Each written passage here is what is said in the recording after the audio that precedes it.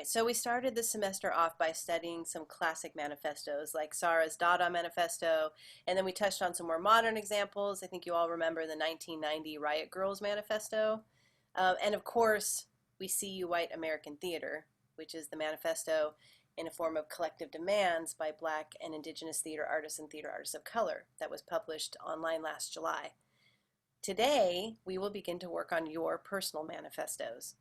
We'll start with some basic questions, moving into a short visualization exercise, and then brainstorm session, and then we'll share our thoughts. Sound good? Okay, great. So let's start by quickly reviewing the three main components of an artistic manifesto. Does anybody remember the first component of the manifesto? Caleb? I believe oh, it's what do you stand for, or like what is your call to action? Exactly. Yeah. What is the vision of the theater that you want to invoke in your manifesto, right? You want to create images for people that excite them about your vision of the theater. So you want it to be something that you are making a public declaration about, something you're willing to stand up for, even in the face of resistance. What kind of theater do you want to make? What kind of theater do you personally believe in? Okay. What was the second component? Fior? I think it was the how that vision or how your theater could make a difference. Yeah, exactly. How are you adding value to theater that already is in existence, right? How are you moving the theatrical tradition forward? And our third component, Becky? Like, why is it important? Why here and why now? Exactly. Who cares, right? Because if you don't know why people should care about it, it's really hard to put it out there and stand up for it with a lot of passion, right? And remember, the manifesto lives from the passion and the conviction of its creator. So you need to believe every word in your bones and articulate your vision in a way that brings people to their feet and makes them want to follow you. That's how we create theatrical movements, right? So it can be framed as a resistance to an artistic system that exists now, like we saw in the BIPOC demands for white American theater, or it can be like a list of artistic visions, like we saw in Oldenburg's I Am for Art. But it should be a clear and vivid and really visceral. So you want to feel your manifesto vibrating inside of you as it pours out onto the page.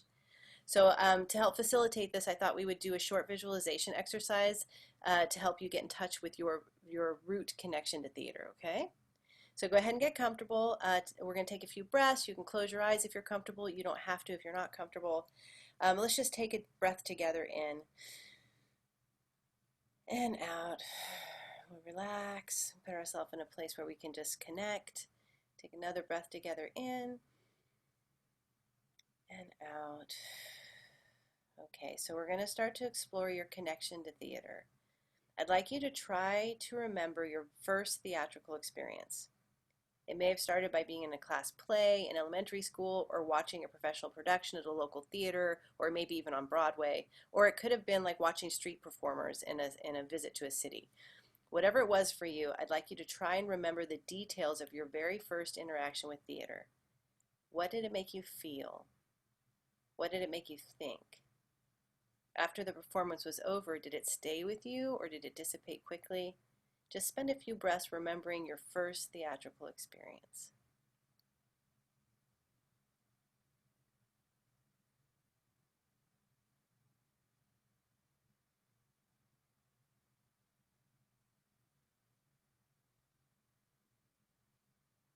Okay, good. Now we're going to move on to a moment or a series of moments that led up to you choosing to study theater. What made you want to be a theater artist?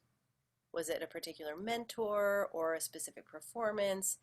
Whatever it was that brought you to the decision, I'm going to go spend 4 years studying theater.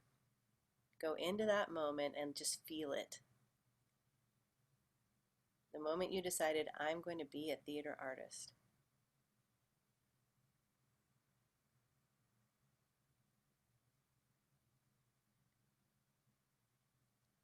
Everybody there? Good.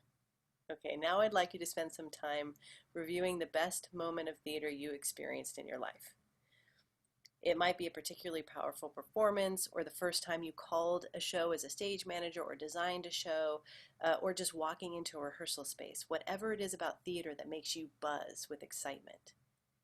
For me, it's sitting in the audience as the house lights go down and that hush falls over the audience, and that moment just before the play begins in that darkness where there's just this space of pure possibility. What's your moment? Allow yourself to visualize every detail of that moment. Where are you? Who's around you? What does it feel like, sound like, smell like? And take a few seconds to just live in that moment.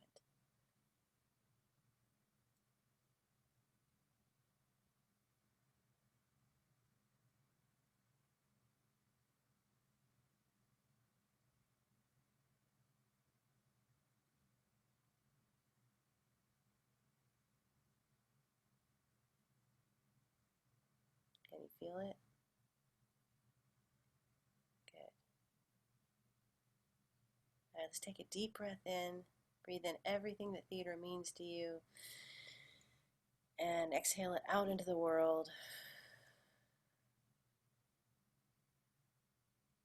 Take another breath to come back into the room, into your surroundings.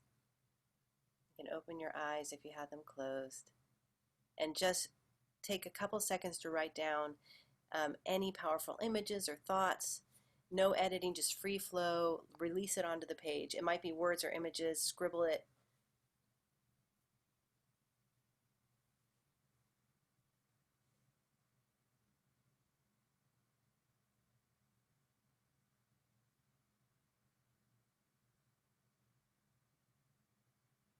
Good. And you can keep writing, but I am going to ask if anybody would like to share their thoughts if you're comfortable. What did this exercise invoke in you? Why do you make theater? What theater do you want to see in the world? And you can take notes. You can continue to take your own notes down, but you can also take notes on each other's inspiration, because this is going to lead to the formulation of your final project, which is your personal artistic manifesto. So we got about 2.5 minutes to share. And if you don't get a chance to share today, we'll keep going next time. So who would like to share their thoughts? Share a little something. Okay, cool. Go ahead. Um, Obviously I thought about a lot, but towards the end, something that really touched me was the first time that I really nailed a monologue. Like I felt the character and I delivered it, and I honestly almost blacked out. I remember it just because I got so into it, and it's a really revealing, very emotional monologue. And every time I've done it since too, it still gives me that same feeling. It's that feeling of being there in the moment and connecting and knowing that somebody else in the audience might feel what you felt the first time you read it. Good. And just spreading art. Yes, it's that connection, that passion that you talk about, connection, that is like a fantastic foundation for a manifesto. Because I can feel I'm excited about your vision of theater, right? Does anyone else want to share? I feel like my experience kind of jumps along with Becky's a little bit, because like every single like scenario that I thought of, and like memories would keep flowing in, and they were all just like soaking in moments with the people around me, where like everything that kept like hitting, like little silly moments, like loading trucks and having to like deal with a rocky alley in the middle, and like things like that, like just like, and then being successful and watching like all the LED tape go, and like next to normal and things like that, like Yeah. it's always like, or I thought about my last show with my high school group, and everyone's sitting on the stage, and like just was like, and it's always was just like people connecting, like, and it's just like the shared experience of theater, like is, and we don't have that now. And it's like Yeah. when you were talking about the hush before the show, I was like, miss that. Like, that'll hit when Yeah, but we. I think that's so awesome because, a manifesto doesn't have to be about a form of theater, and it doesn't even have to be about like a performance of theater. Like you could write a manifesto for lighting designers, right? And right now when we're being denied theater is probably the best time for us all to remember why we make theater and why we connected to it, and how we would want to like call people to action to come and follow us. Awesome. Thank you all so much. We will keep doing this work next class. Keep writing down your thoughts as they'll pop in now, right? So just keep writing them down. Awesome. Thank you.